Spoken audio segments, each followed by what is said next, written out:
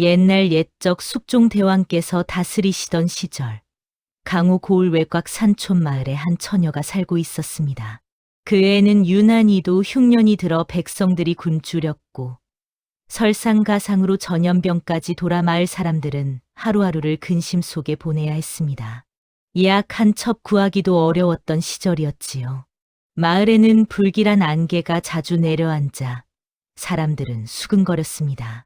살령께서 노하신 해로다. 그 마을에 살던 처녀의 이름은 춘이었습니다. 춘이는 가난한 상민의 딸로 태어나 어린 나이에 어머니를 여의고 병든 아버지와 어린 남동생을 홀로 돌보며 살아가고 있었습니다. 아침이면 산에 올라 나무를 하고 낮에는 밭을 메고 저녁이면 물을 길어 집안일을 도맡아 했지요.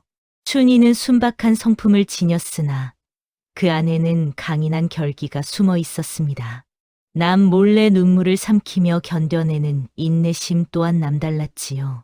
푸른 저고리에 조촐한 차림이었지만 춘이의 맑은 눈빛과 단정한 기품은 누구도 쉽게 무시할 수 없는 것이었습니다. 마을 사람들은 춘이를 보며 고개를 끄덕이곤 했습니다. 저 아이는 참으로 효성이 지극하구나. 춘이의 주변에는 여러 사람들이 있었습니다. 병상에 누워 계신 아버지는 한때 그를 아는 선비였으나 병마에 시달리며 기력을 잃어가고 계셨지요. 춘이의 남동생은 아직 어려 세상의 근심을 알지 못한 채 천진난만하게 웃곤 했습니다. 마을에는 탐욕스러운 장돌뱅이 만수라는 자가 있었는데 그는 약값을 빌미로 춘이를 탐내며 음흉한 속셈을 품고 있었습니다. 다행히 춘이에게는 마을의 노승 해운 스님이 계셨습니다. 해운 스님은 춘이의 고결한 품성을 알아보고 때때로 따뜻한 말씀으로 위로해 주셨지요. 그리고 우연히 마을을 지나던 젊은 관리 윤도령이라는 선비가 있었는데 그는 춘이를 스쳐 지나가며 한 번 눈길을 주었을 뿐이었으나 그 눈빛 속에는 묘한 인연의 기운이 서려 있었습니다. 춘이는 매일 아침 일찍 일어나 밭을 메고 물을 기르며 조용한 하루를 보냈습니다. 그러나 밤이 되면 방 안에서 들려오는 아버지의 기침 소리는 점점 깊어져만 갔지요. 마을에서는 이상한 소문이 돌기 시작했습니다. 산 너머에서 밤마다 괴상한 봉황 울음소리가 들린다는 것이었습니다. 어떤 이는 길을 가다 흰 안개 속에서 형체를 알 수 없는 그림자를 보았다고도 했지요. 해운 스님은 춘이를 보며 의미심장하게 말씀하셨습니다. 이 집안에 큰 고비가 닥칠 것이니 마음을 단단히 먹어야 할 게야. 춘이는 스님의 말씀이 무슨 뜻인지 알 수 없었으나 가슴 한편이 답답해지는 것을 느꼈습니다. 어느 날 밤 아버지의 병세가 급격히 나빠졌습니다. 춘이는 급히 마을 약방으로 달려갔으나 약방 주인은 냉담하게 고개를 저었습니다. 약값을 선불로 내지 않으면 줄 수 없소. 춘이는 애타는 마음에 손을 비볐으나 집안에는 한 푼의 돈도 남아있지 않았습니다. 그때 약방 문 밖에서 만수가 스멀스멀 다가왔습니다. 춘이 낭자, 내게 좋은 방도가 하나 있소. 만수는 음흉한 미소를 지으며 말을 이었습니다. 약 한 병과 맞바꾸어 나를 따라오시오. 그러면 아버님의 목숨을 살릴 수 있을게요. 춘이는 그 말을 듣는 순간 온몸이 얼어붙는 듯했습니다. 하지만 병상에 누워 신음하는 아버지와 어린 동생을 생각하니 다른 선택의 여지가 없었지요. 춘이는 깊은 한숨을 내쉬며 고개를 끄덕였습니다. 알겠습니다. 제가 따라가겠습니다. 그것은 가족을 위한 죽음보다도 무거운 선택이었습니다. 춘이는 집으로 돌아와 약 한 병을 아버지께 드렸습니다. 아버지는 약을 드시며 딸의 손을 꼭 붙잡았지요. 춘이야, 이 약은 어디서 구한 것이냐? 춘이는 눈물을 참으며 대답했습니다. 걱정 마옵소서 아버님. 제가 알아서 구해왔습니다. 그날 밤 춘이는 잠들지 못하고 어린 동생 곁에 앉아 있었습니다. 춘이는 어머니께서 남겨주신 작은 매와 문양의 비녀를 꺼내 동생의 머리에 조심스럽게 꽂아 주었습니다. 누나가 곧 돌아올 테니 아버님을 잘 모시거라. 동생은 잠결에 고개를 끄덕이며 누나의 손을 꼭 쥐었습니다. 춘희는 그 작은 손을 바라보며 마음속으로 다짐했습니다. 반드시 살아서 돌아오마. 날이 밝자 춘희는 만수를 따라 먼 길을 떠났습니다. 한양 외곽으로 향하는 길은 험하고 멀었지요. 춘희는 묵묵히 걸으며 뒤를 돌아보지 않았습니다. 돌아보면 발걸음을 떼지 못할 것 같았기 때문이었습니다. 한참을 걷던 중 길가에 흰갓을 쓴 낯선 선비가 서 있었습니다. 선비는 춘희를 유심히 바라보더니 입을 열었습니다. 이 길은 인연의 길이니 끝까지 두려워 말라. 춘희는 그 말이 무슨 뜻인지 알 수 없어 되묻고자 했으나 선비는 이미 안개 속으로 사라지고 없었습니다. 춘희는 이상한 기분에 사로잡혔으나 곧 정신을 차리고 다시 걸음을 옮겼습니다. 며칠을 걸어 춘희는 만수의 집에 도착했습니다. 집은 생각보다 초라했고 안에는 병든 노모가 누워 계셨습니다. 만수는 춘희를 노모 앞으로 데려가며 말했습니다. 어머님, 제가 모셔온 아이입니다. 노모는 춘희를 보더니 희미한 미소를 지었습니다. 참 고운 아이로구나. 수고스럽겠지만 이 늙은이를 좀 돌봐주겠느냐?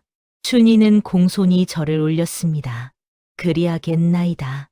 춘희는 그날부터 만수의 집에서 온갖 자비를 도맡았습니다. 새벽에 일어나 물을 깃고 밥을 짓고 노무의 시중을 들며 하루를 보냈지요. 몸은 고되었으나 노무는 춘희를 친딸처럼 대해주었습니다. 춘희야, 너는 참으로 착한 아이구나. 내 부모님께서 잘 키우셨다. 춘희는 노무의 따뜻한 말씀에 작게나마 위안을 얻었습니다. 그러면서 춘희는 깨달았습니다. 세상 사람들의 선악은 단편적이지 않다는 것을 말이지요. 만수는 탐욕스러운 자였으나 그 또한 병든 어머니를 지극정성으로 모시는 효자였던 것입니다. 어느 날 춘희가 노모의 약을 다리고 있을 때였습니다. 노모가 춘희를 불러 세웠습니다. 춘희야, 내가 여기 온 까닭을 나는 알고 있다. 춘희는 놀라 노모를 바라보았습니다. 노모는 춘희의 손을 잡으며 말을 이었습니다. 만수가 너를 팔아넘기려 했다고 생각하겠지. 하지만 그 아이의 진짜 목적은 이 늙은이를 돌볼 사람을 찾는 것이었단다. 춘희는 혼란스러웠습니다. 노무는 춘희의 얼굴을 자세히 들여다보며 의미심장하게 말했습니다. 너는 재수복이 큰 아이야. 지금은 힘들겠지만 곧 좋은 날이 올 게다. 춘희는 노무의 말뜻을 헤아릴 수 없었으나 그저 고개를 숙여 인사를 드렸습니다. 춘희는 노무를 정성껏 간호했습니다. 밤낮으로 약을 다리고 따뜻한 죽을 쑤어드리며 마음을 다했지요. 수일이 지나자 노무의 병세가 조금씩 나아지기 시작했습니다. 마을 사람들은 신기하다는 듯 말했습니다. 춘희 그 아이의 손길에 복이 담긴 게 분명하다. 노무는 기력을 되찾으며 춘희에게 말했습니다. 이 은혜를 어찌 갚으야. 춘희야, 내 팔자는 아직 열리지 않았구나. 바로 그때 대문 밖에서 말 울음소리가 들려왔습니다. 관복을 입은 젊은 선비가 말에서 내려 만수의 집으로 들어왔습니다. 그는 바로 마을에서 춘희를 스쳐 지나갔던 윤도령이었습니다. 윤도령은 공무로 이곳을 지나다 들렀다가 춘희를 다시 마주치게 되었습니다. 두 사람의 시선이 마주치는 순간 묘한 기운이 흘렀습니다. 윤도령은 춘희에게 공손히 물었습니다. 낭자께서는 어찌 이곳에 계시오? 춘희는 당황하여 대답하지 못했으나 노모가 대신 입을 열었습니다. 이 아이는 우리 집안을 돕고 있답니다. 참으로 효성이 지극한 아이지요. 윤도령은 고개를 끄덕이며 춘희를 물끄러미 바라보았습니다. 그러나 얼마 지나지 않아 불행이 닥쳤습니다. 만수가 장사 도중 다른 상인과 시비가 붙어 관가에 붙잡혀 간 것입니다. 설상가상으로 노무마저 춘희가 정성껏 간호했음에도 불구하고 갑작스레 세상을 떠나고 말았습니다. 춘희는 순식간에 홀로 남게 되었습니다.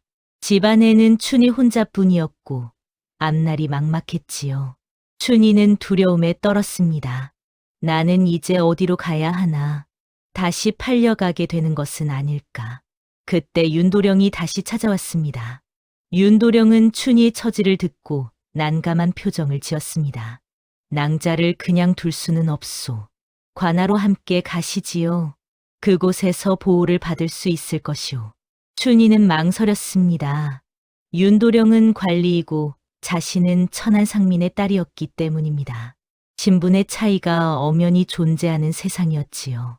하지만 다른 방도가 없었기에 춘희는 고개를 끄덕였습니다. 춘희는 윤도령을 따라 관하로 향했습니다. 관하에서 춘희는 잡무를 도우며 지내게 되었습니다. 어느 날 춘희는 관하의 오래된 장부를 정리하다가 흥미로운 기록을 발견했습니다. 그것은 전복과 관련된 기록으로 이렇게 적혀 있었습니다. 매화점의 사주를 가진 아이는 큰 복을 맞이한다. 고난을 견디면 꽃이 핀다. 춘희는 그 글귀를 읽으며 가슴이 두근거렸습니다. 문득 흰갓 선비가 했던 말이 떠올랐습니다. 인연의 길을 두려워 말라. 춘희는 혼잣말로 중얼거렸습니다. 혹시 나와 관련된 것일까? 춘희는 더 이상 자신을 비천한 존재로만 여기지 않기로 했습니다. 나 또한 이 세상에 쓰임이 있는 사람일 터. 춘희는 윤도령이 부탁한 관아의 잡무를 성실히 도우며 지냈습니다. 사람들의 억울한 사정을 듣고 장부를 정리하고 때로는 편지를 대신 쓰기도 했지요. 춘희는 세상 사람들의 다양한 사정을 접하며 마음이 단단해졌습니다.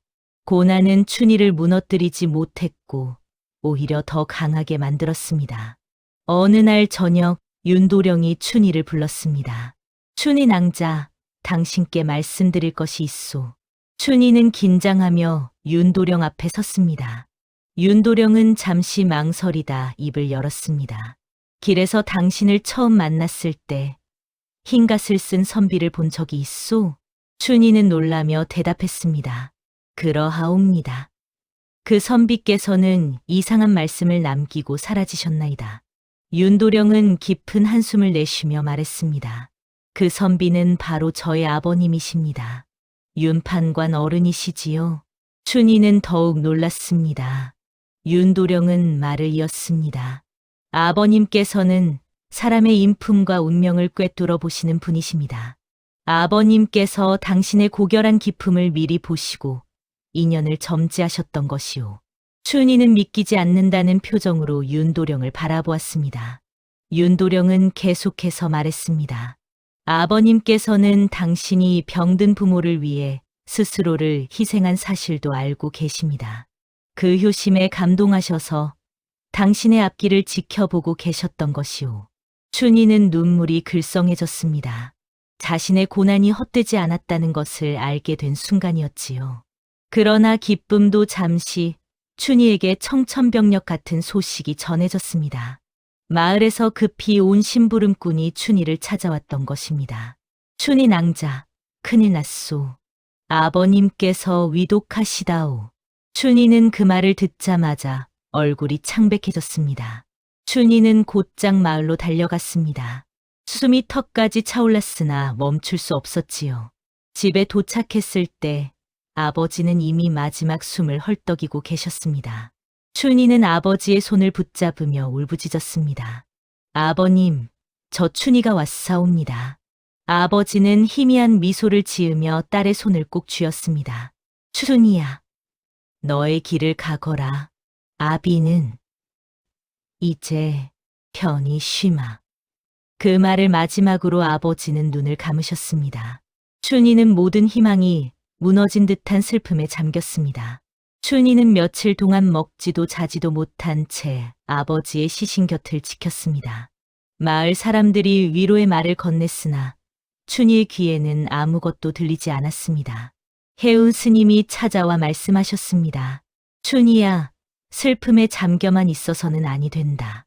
내 앞에는 아직 가야 할 길이 남아있느니라. 춘희는 비통함 속에서도 마음을 추스렸습니다. 마을의 제사 절차에 맞추어 아버지의 장례를 치렀습니다. 3일장을 마치고 춘희는 동생을 돌아보았습니다. 동생은 아직 어렸으나 누나를 위해 눈물을 참고 있었지요. 춘희는 동생을 꼭 안으며 다짐했습니다.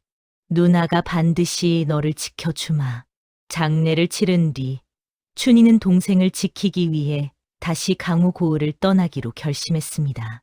이곳에 머물러서는 동생을 제대로 키울 수 없다는 판단이었습니다. 윤도령은 춘희를 찾아와 말했습니다.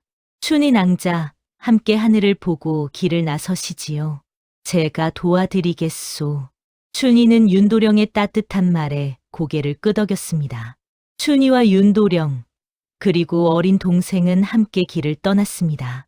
그러나 돌아가는 길에 갑작스레 폭우가 쏟아지기 시작했습니다. 하늘이 무너질 듯 비가 내렸고 번개가 사방을 밝혔지요. 산속 길은 순식간에 진흙탕이 되었고 일행은 앞을 분간할 수 없었습니다.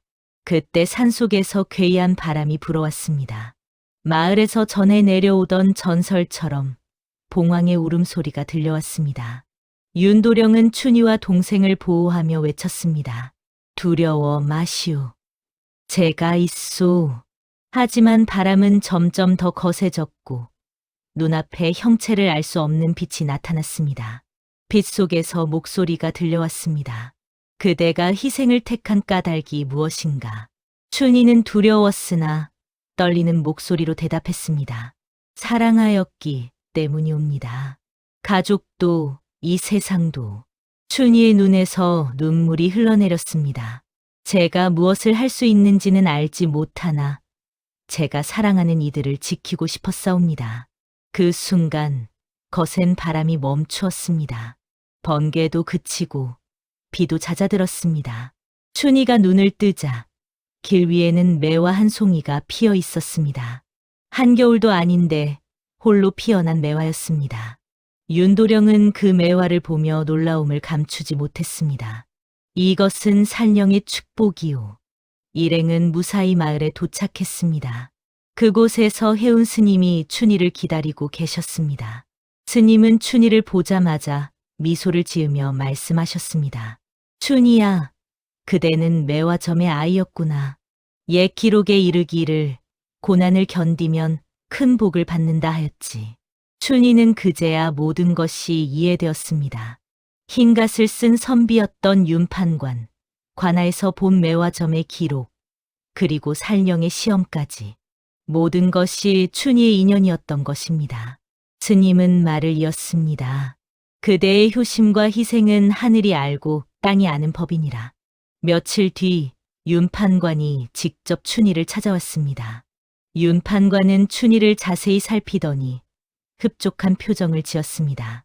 과연 매화점의 운명을 타고난 아이로구나. 윤판관은 춘희를 양녀로 삼겠다고 말했습니다. 그대의 신분을 보호하고 어린 동생까지 돌볼 방도를 마련해 주마. 춘희는 믿기지 않는다는 듯 윤판관을 바라보았습니다. 윤판관은 부드럽게 미소 지으며 말했습니다. 그대의 고난은 이제 끝이 났다. 이제는 꽃을 피울 때이니라. 춘희는 눈물을 흘리며 깊이 절을 올렸습니다. 은혜에 감사드리옵니다. 윤도령 역시 춘희에게 조심스럽게 마음을 드러냈습니다. 춘희 낭자, 저는 낭자의 고결한 마음에 깊이 감복하였소.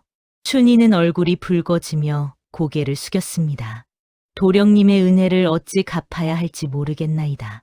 윤도령은 춘희의 손을 조심스럽게 잡았습니다. 은혜가 아니라 인연이오. 앞으로 함께 걸어가고 싶소. 두 사람 사이에는 조심스러운 정이 싹트기 시작했습니다. 춘희는 윤판관의 집에서 새로운 삶을 시작했습니다. 동생은 서당에 다니며 글을 배웠고 춘희는 집안일을 도우며 평화로운 날들을 보냈습니다. 어느 봄날 춘희는 마당에 핀 매화를 바라보며 조용히 미소 지었습니다. 고난이 없었다면 복도 없었으리라. 춘희는 깨달았습니다. 자신이 겪은 모든 시련이 헛되지 않았다는 것을 말이지요. 매화는 추운 겨울을 견뎌야만 봄에 아름다운 꽃을 피울 수 있습니다. 춘희의 삶도 그러했습니다. 윤도령은 춘희 곁에 다가와 함께 매화를 바라보았습니다. 춘희 낭자, 이 매화처럼 당신은 아름답소. 춘희는 수줍게 웃으며 대답했습니다. 도령님 덕분이옵니다. 봄바람이 불어와 매화 꽃잎을 흩날렸습니다. 춘희는 그 꽃잎을 바라보며 생각했습니다. 희생은 사라지는 것이 아니라 때를 만나 꽃으로 돌아온다는 것을 말이지요. 옛말에 백절불굴이라는 말이 있습니다. 어떠한 난관에도 굽히지 않고 이겨나간다는 뜻이지요. 춘희는 바로 그런 마음으로 살아왔고 마침내 복을 받게 된 것입니다. 여러분도 힘든 시기를 겪고 계신다면 춘희를 떠올려 보시기 바랍니다. 고난의 끝에는 반드시 꽃이 피어난다는 것을 기억하시기 바랍니다. 다음 영상을 빠르게 만나보시려면 좋아요와 구독을 눌러주세요. 그럼 더 재미있는 영상으로 찾아뵙겠습니다. 모두 행복한 하루 보내세요.